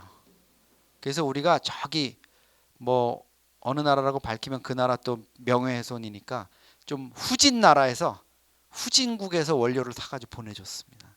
근데 이렇게 가지고 보내줬는데 이거 원래 다 갚기로 한 거예요. 그래서 판문점에 이제 이제 갚을 때가 됐다. 10년 거치 기간 지났으니까 갚을 때가 됐다 그랬는데 이게 그 통지문을 아직도 수령도 안 하고 있어요. 또 우리 정부가 또 그 DHL로도 보냈거든요. 국제 우편으로. 근데 안 받더라고요.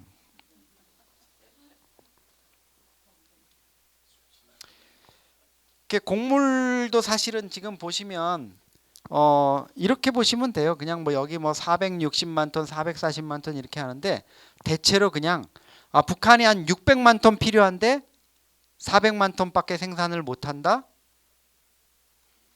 그래서 굽는다. 그런데 굽는 것도 이미 73년부터 22% 김일성이가 감량 배급 시켰잖아요. 전쟁 비축미로 부축해야 된다 이래가지고 20% 이상 감량 배급을 했고 12% 하다가 87년부터 다시 10% 해가지고 22% 감량 배급을 하고 있는 데서 다시 그만큼 부족한 거다 이렇게 보시면 되고 쌀 40만 톤하고 비료 20만 톤을 우리가 줬던 이유는 쌀 40만 톤을 주는 거 플러스 비료는요. 우리 한국산 비료는 중국 비료보다 성능이 좋아서 한 3배 정도 증수 효과가 있습니다. 그러니까 비료 20만 톤을 주면 식량 60만 톤을 주는 거랑 맞먹어요. 3배 증수. 그래서 그걸 합치면은 딱 100만 톤 정도를 우리가 채워주는 게 됩니다. 그러면은 이제 그것만 열심히 받아가도 북한이 먹고 사는데 지장은 없는데 그게 지금 안 되고 있죠.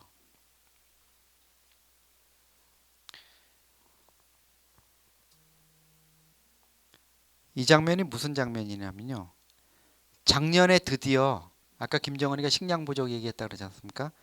평양 시내에 식량 배급이 중단되는 사태가 발생했어요.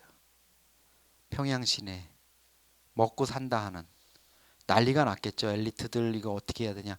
그러니까 김정은이가 이제 비상이 걸린 거예요. 그래서 비상회의를 소집했습니다. 비상회의를 소집해가지고 뭐 총비서 동지께서 평양시의 이런 식량 문제를 해결하기 위해서 회의를 소집하시고 이게 뭐냐면 특별 명령서예요. 비축미 풀어라. 군량미 풀어라. 그러니까 평양이 벌써 들썩이니까 이거 무마하려고 이거 TV에까지 공개를 했죠. 근데 아까 이 사진입니다. 이게 식량 배급소예요. 여기 식량 배급 직원이고 쌀 받으러 갔는데 요만큼 주는 거예요. 이거 지금 이 가지고 간 이 쌀포대다가 받아가지고 지금 근데 울고 있는 거예요. 우리 장군님께서 우리를 위해 가지고 이렇게 했다고 이렇게 하고 있고 그거 받아와 가지고 쌀 지금 펼쳐놓고 이렇게 울면서 지금 뭐 인터뷰하는 거예요. 장군님 고맙습니다. 온 평양 시민들이 뭐 울부짖었고 뭐 어쩌고 저쩌고 하는데 먹는 걸로 통제를 하는 겁니다. 식량으로. 엄마들이잖아요. 엄마들. 애 새끼는 먹여야 되니까. 에?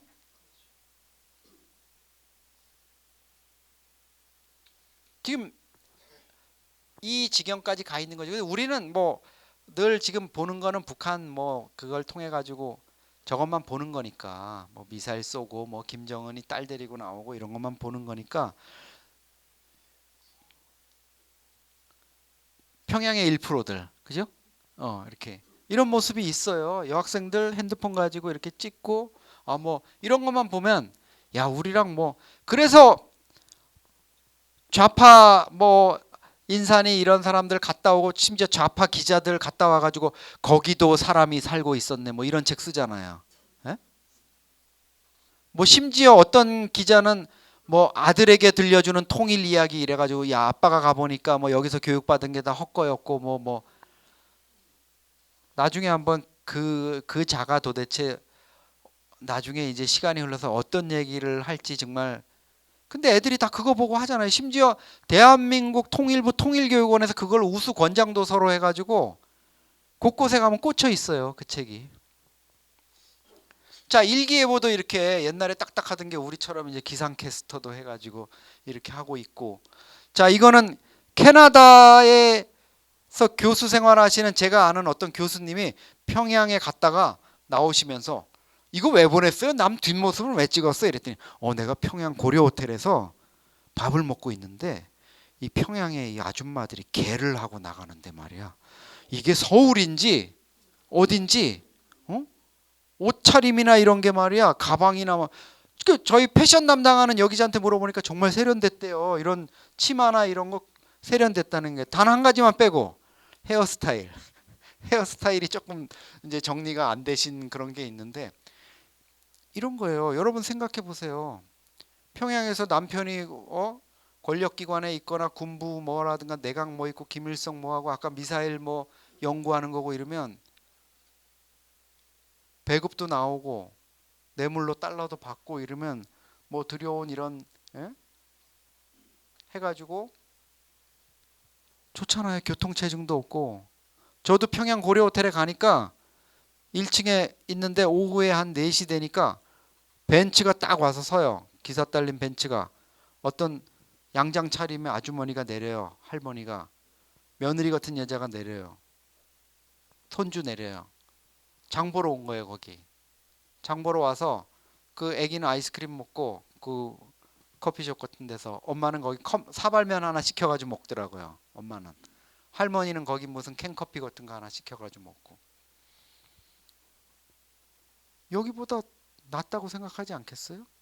그걸 포기하고 뭐 여기 남쪽에 뭘 기웃거리고 이러지는 않는 사람들이 핵심 계층이 있다는 거죠. 얼굴빛이 달라졌어요. 옛날 북한 사람들이 아니에요. 평양은 적어도. 저 보세요. 지금 길 한복판에다가 지금 책상 놓고 간부들 세워놓고 지금 지시하잖아요. 또 조용원이죠. 그죠? 늘 뭐죠 이거? 간부들하고 자기한테 기여한 핵심 층들한테 이런 집 만들어서 주라고. 보통강변에다가 이런 다락식 주택. 우리로 말하면 무슨 힐 무슨 리치 뭐 리버뷰 이런 거예요. 그거 한 채씩 주는 겁니다.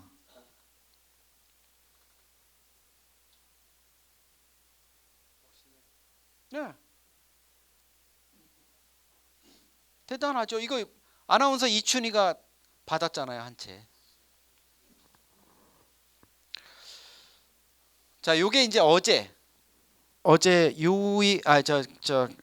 권영세 통일부 장관이 판문점 방문했죠. 그래가지고 우리 기자들이 이제 가가지고 망원렌즈로 북한의 그 기정동 선전마을 찍었어요. 자, 뭐 저 깃대 높이 가지고도 자랑한다. 그리고 저 깃발에 뭐 전설이 있죠. 또 남북 태극기도 그렇고 인공기도 그렇고 저게 뭐 몇십 미터짜리인데 저게 바람에 워낙 높이 달라가지고 펄럭거리기 때문에 뭐 2달에 한 번씩은 갈아줘야 된대요. 금방 낡아서. 그래서 북한은 뭐 자주 못 간다 뭐 이런 얘기 되는데. 자 보세요. 요 부분입니다. 자 뒤에 탑 있고 여기 있죠. 누가 살거나 저게 그래도 판문군의 문화회관인데 저게 선전마을인데도 이제는 더 이상 도색을 하거나 새로 짓거나 유지 보수가 불가능할 정도로 이제 어려워진 거예요. 옛날에 선전식으로 이게 다 문화주택, 연립주택식으로 지은 건데 다 무너지고 지금 창문도 없고 그런데 사람이 살아요. 예, 삽니다. 그러다 보니까 또 평양에 뭐 건설하고 이러다 보니까 이런 문제도 생기는 거죠. 아파트 그 안전부, 우리로 말하면 경찰 간부들 위한 아파트, 고급 아파트 지어갔는데 준공도 끝나기 전에 들어가 살다가 무너졌잖아요. 평천구역 아파트 32층짜리 다 죽었잖아요. 그래가지고 지금 여기 가족들 울부짖고 있고 김정은이가 가가지고 사과하라 그래서 지금 사과하는 거예요. 예. 여기 있던 게 와장창 무너진 거예요. 여기. 날림이죠. 그러니까 지금 북한이 뭐 평양에다가 지은 거 뭐 이런 거 얘기하잖아요.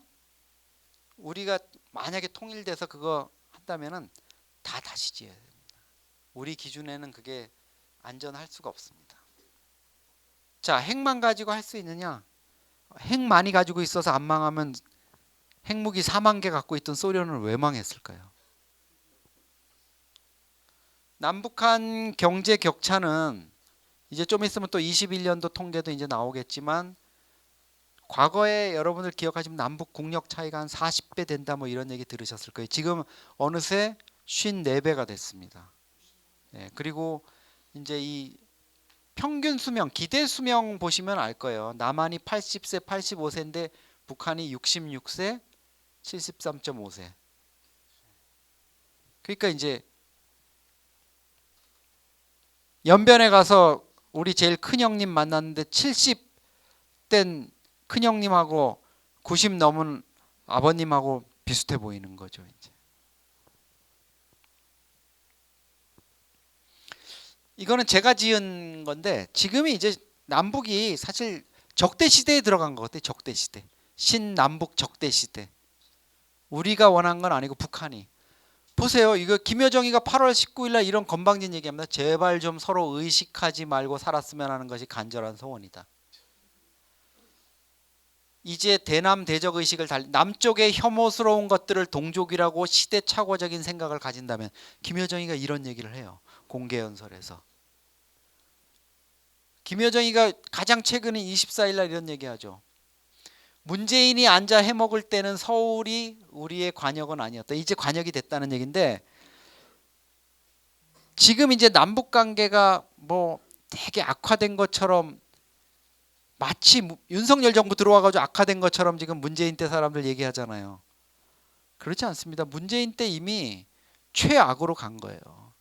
그 부분에 대해서 사실은 문재인 대통령이 최소한의 그 자기가 국가 책임자로서 국정 운영의 책임자였다면 설명을 해야 돼요.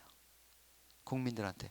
왜 남북관계가 꼬였고 왜 북한이 정상회담을 3번이나 했는데 자기를 삶은 소대가리라 그러는지 설명을 해야 윤석열 정부나 윤석열 대통령이 알 거 아닙니까? 그럼 어디서부터 풀어야 될지. 지금 저렇게 앉아가지고 뭐 풍산개나 파양하고 있고 이러니까 김정은이가 지금 얼마나 어처구니가 없겠어요. 뭔가 엄청 김정은이는 바라고 해줬거든요. 바라고 해줬는데 지금 그냥 먹고 튀었잖아요.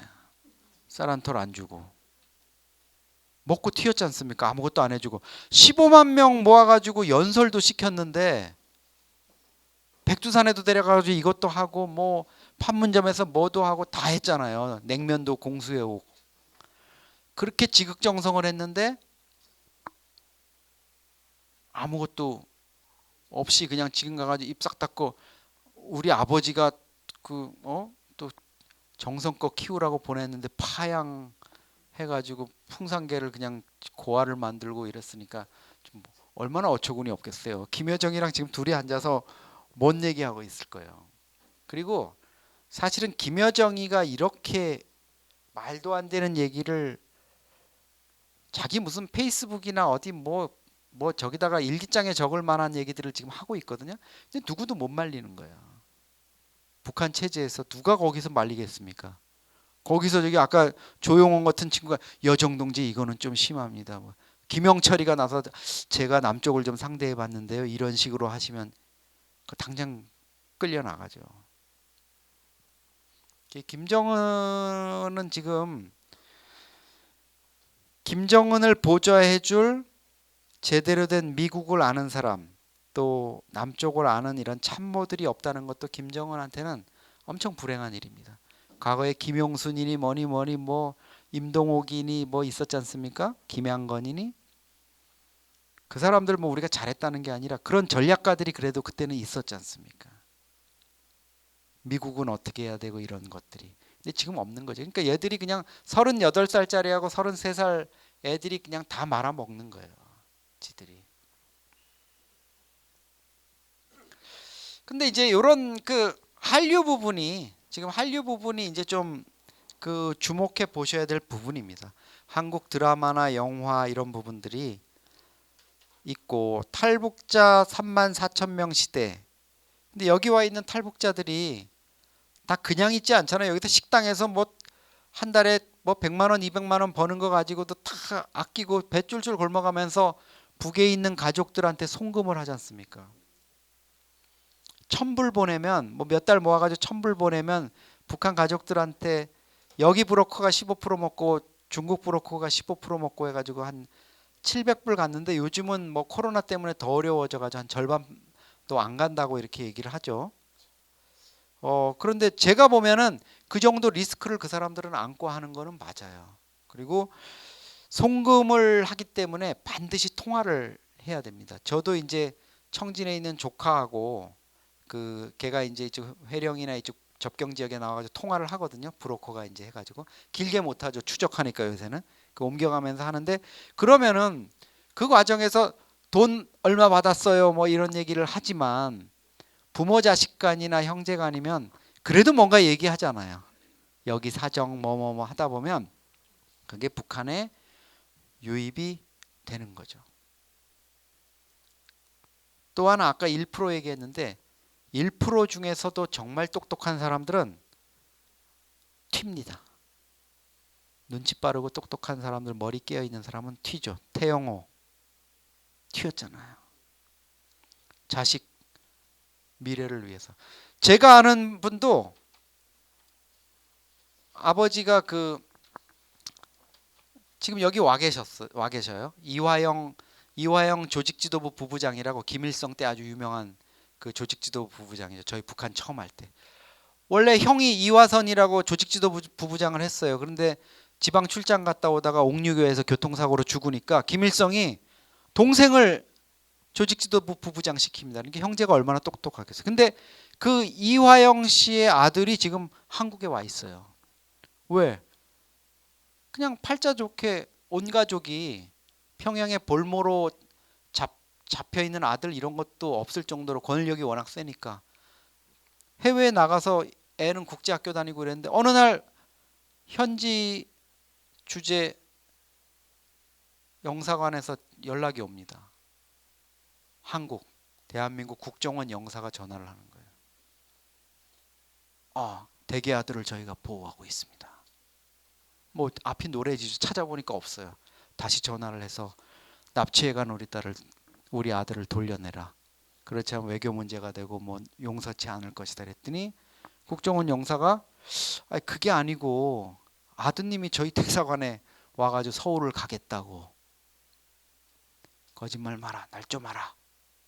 그러면 저희 대사관에 저희가 데리고 나갈 수는 없지만 오시면 이 담장에서 그 창살 있는 담장에서 이렇게 갔대요. 갔더니 아들놈이 빵긋 웃으면서 아빠 저 유학 보냈다고 생각하세요. 저는 평양에 다시 가기 싫어요. 앞이 캄캄해져가지고 돌아와가지고 이제 저놈은 이제부터 우리 자식이 아니다. 아들인가 딸이 하나 더 있어요. 내일 당장 평양으로 돌아간다 우리는. 그래가지고 있는데 이제 와이프가 밤에 이제 울고불고 하면서 나는 쟤 두고 가면 평양에 가도 평생 병신처럼 넋 빠지게 이렇게 살거나 못 살거나 그럴 것 같다. 이제 짧은 시간 고민을 하다가 짐을 다 싸서 이제 한국 대사관으로 튄 거죠. 여기 아들은 여기 와가지고 고려대 다니는데 지금 과 대표예요. 지가 어디 무슨 뭐 뭐 애들 행사하러 가면 지가 뭐 장소 알아보고 이러고 영어도 잘하고 뭐 국제학교 다녔으니까 평양 여기 말투도 북한 말투도 없고 이래가지고 탈북민인 것도 모른대요. 그렇게 오신 분들이 지금 저 도곡동에 있는 국정원 산하연구소 국가안보전략연구원에 가면 많습니다. 가족 데리고 와가지고 다 누구의 아들이고 누구의 딸이고 얘기하면 알 수 있는 분들이. 엘리트들은 눈치 빠른 엘리트들은 온 거예요. 심지어 그게 안 되면 여러분 유학형 탈북 들어보셨어요? 유학형 탈북? 북한에서 아까 이제 잘 살아요. 달러 뭐 뇌물도 받고 이래가지고 뭐 몇천 불 몇만 불 이렇게 쟁여놓은 사람들 있습니다.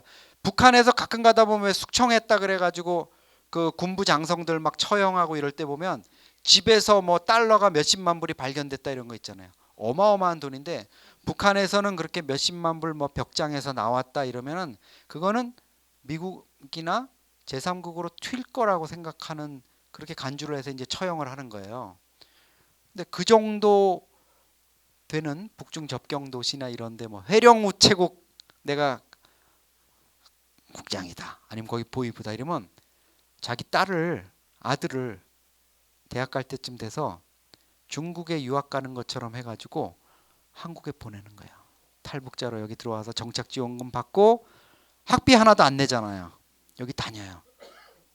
저도 몇 명 아는데 걔들의 특징은 뭐겠어요? 여기 와서 알바를 안 한다.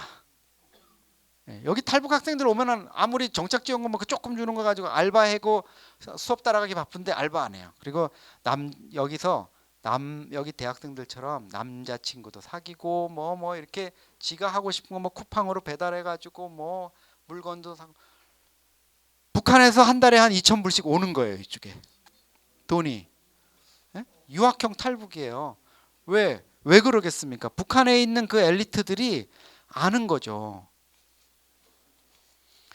사랑의 불시착 TVN에서 한 4년 전에 방영해서 우리도 재미있게 봤지만 북한에서 지금 난리라 그러죠. 그죠?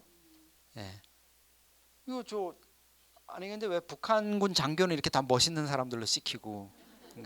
재벌 상속녀인 윤세라가 그 북한 특급 장교 총정치국장의 아들하고 패러글라이딩 하다 북한에 이제 돌풍 만나서 날아가서 뭐 이런 소설 같은 얘기지만 어쨌든 이게 너무너무 히트를 쳐서 북한에서 지금 이거 암호명 시착이라 그런다잖아요. 불시착 뭐 이러면 그 영화인지 아니까.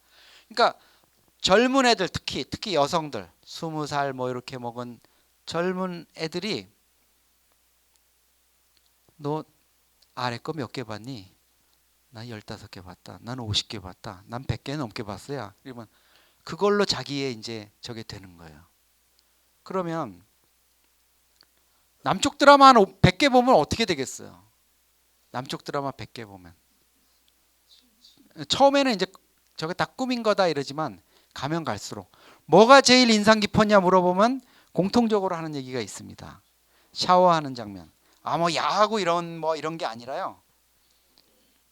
수도꼭지만 틀면 뜨거운 물이 나온다.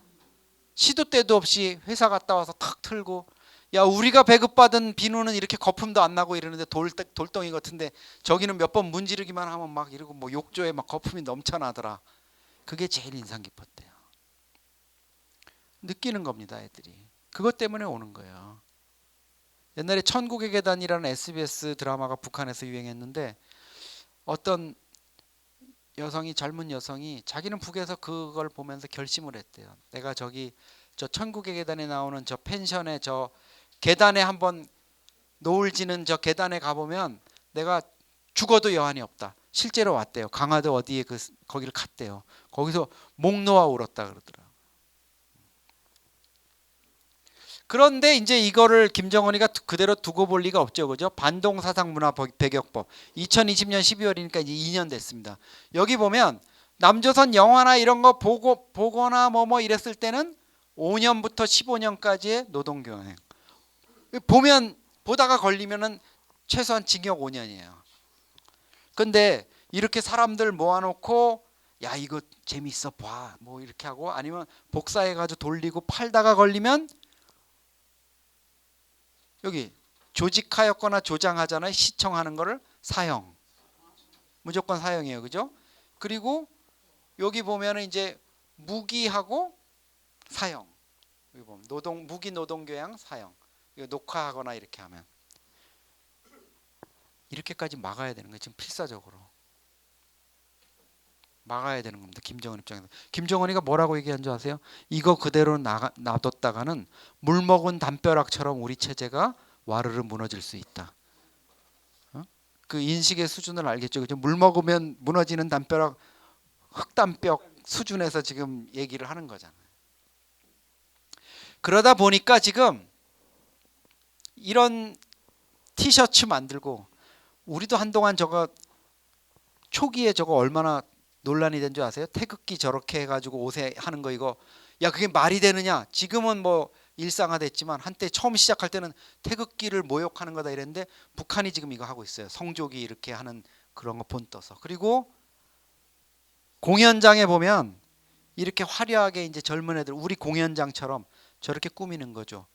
이거는 어디서 배워간 거죠? 이거 아시잖아요. 탁현민이가 현송월이한테 가르쳐줘가지고 논란이 된 거잖아요. 이거 판문점 벽에다가 정상회담 할 때 우리가 이렇게 미디어 파사드라고 이렇게 조명도 쏘고 이렇게 해가지고 이렇게 멋있게 꾸미는 거 북한 애들이 보고 이제 놀란 거죠. 그러니까 지금 주민 선동하는 거 쓰는 거예요. 9월 8일 북한 정권 수립 기념 공연. 그리고 이런 거 하는 거죠. 우리 공연 거의 비슷하지 않습니까? 북한에서 이전에 하던 스타일하고 완전히 달라진 거예요. 이제 한류 말고 우리를 좀 봐줘 하는 건데, 보세요. 공연 예전에 비해서 파격적인 그런 모습들이 있는 거죠. 그러면서도 그 공연인데, 이 보시면 알겠죠? 김정은 경호가 최근에 엄청 강화됐어요. 여기 진짜 한 2m 정도 되는 애들이 철벽을 서가지고 간부들도 못 들어오게 하잖아요. 이 라인 안에 막 애기들도 막 밀쳐가지고 막 곤두박질 치고 이랬는데, 이게 왜 이럴까? 7월 달에 아베 피격한 다음에 이렇게 됐어요. 예. 자기네들도 이제 느끼는 거죠. 김정은 경호. 자, 그래서 이게 이제 김여정이가 또 사고를 쳤죠, 그죠? 개성공단 남북 공동 연락사무소를 폭파한 거예요. 폭파한 연락사무소는 이 건물입니다. 여기 있던 이 건물, 여기에다 폭약을 넣어서 한 거고, 이거는 이제 지원센터라고 더 현대식으로 뒤에 지은 건데, 이게 이제 유리가 다 날아간 거죠.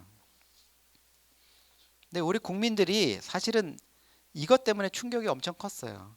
이것 때문에 이제 북한의 실체를 보기 시작한 거고, 지금 이 장면이 독일 통일이 됐을 때 저기 이제 우리 판문점 같은데 브란덴부르크 문으로 이제 차들이 이렇게 몰려드는 건데,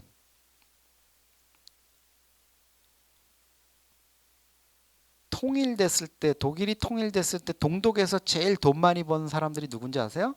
중고차 딜러입니다. 동독 사람들 중에 좀 여유 있는 사람들이, 야 이제 베를린 장벽도 무너졌으니까 서독에는 아웃도반이라고 속도 제한도 없는 그게 있고 서독이 그렇게 잘 산다는데 좀 돌아보자. 야 새 차 살 돈은 안 되니까 중고차 사자. 중고차 딜러들이 돈을 많이 벌었습니다. 그러니까 여러분들도 준비하십시오. 125개 업체보다도 더 짭짤하게 재미 본 분이 개성공단 125개 업체에다가 초코파이 공급한 여사장님이에요. 처음에 15개 업체 시범할 때 그분이 아마 남편이 개성공단에 뭐 사업 이런 거 하시고 계세요. 초코파이 조금 해가지고 초코파이, 오리온 초코파이 독점 그거를 했어요. 독점 공급을 125개가 돼서 근로자들이 55,000명 됐잖아요. 근데 초코파이 작게 주는 데는 2개 주고 많이 주는 데 6개 줬거든요. 4개로만 쳐보세요. 하루에 몇 개요? 50만 개씩 내기. 초코파이 200만 개, 5만이니까 20만 개씩 나갔잖아요. 한 달 쳐보세요. 그분이 하시는 일은 아무것도 없었어요. 여직원 하나 두고 사무실에 주문 오면은 주문 받아서 하면, 배달은 누가 하죠? 여기 초코파이 오리온 초코파이에서 거기까지 보내주는 거예요. 개성공단 아까 연락소 거기까지 마당에 갖다 놓으면은 125개 업체 다 차 있잖아요. 자기들이 와가지고 실어 가는 거예요. 그걸로 1년에 제가 얘기 들어본 게 한 4, 5억씩 벌었다 그러시던데 아무것도 안 하시고. 저도 지금 통일되면 꼭 남북 간에 이제 저기 대해서 투자할 수 있으면 하고 싶은 게 있어요. 평양에 다이소 평양점. 북한 수준에 딱 맞습니다. 예. 다이소 평양점. 그 중국제 물건이 대부분이고 아까 뭐 아파트 뭐 이런 거 하면은 뭐 저 해바라기 그려진 비누가기라도 하나 좀 잘 예쁜 거 갖다 놓고 싶고 저 앞에 곰돌이 그려진 뭐 매트라도 하나 놓고 싶고 이럴 거 아니에요. 다이소 가보셔서 알지만 자꾸 사게 되잖아요. 가면은 참고하십시오. 그러니까 제가 말씀드리잖아요. 비즈니스 관점에서도 북한 통일을 보자. 이런 부분입니다. 그리고 끝부분에 있지만 뭐 통일 이후가 더 중요하다 이렇게 얘기하지만 사회 통합, 융합 이런 거 하는데 이제 우리 이북 5도 특히 뭐 차세대 이 청년들이 이런 거에 좀 기여를 해야 된다. 이런 지금 얘기들이 나오고 있죠. 얘기들이 나오고 있고 이거 한반도 지금 야경 사진입니다. 여기가 이제 중국 쪽이죠. 여기 블라디보스톡이나 뭐 이쪽 있을 거고 북한 이렇게 있고 야간에 조명이 없으니까 당연히 깜깜하죠. 그죠? 여기 뭐 평양 정도만 조금 밝고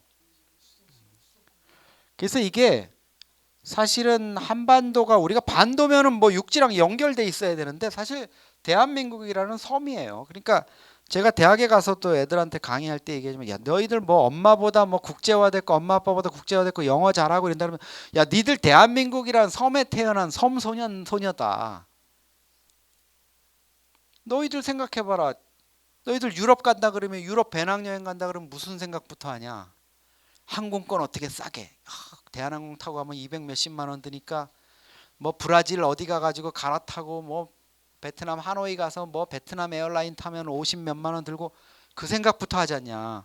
너희들은 서울역 가가지고 국제열차 타고 평양 신의주 거쳐서 중국 종단열차 시베리아 횡단열차 타고 가가지고 나는 암스테르담까지 가서 거기서부터 여정을 시작해 봐야 되겠다.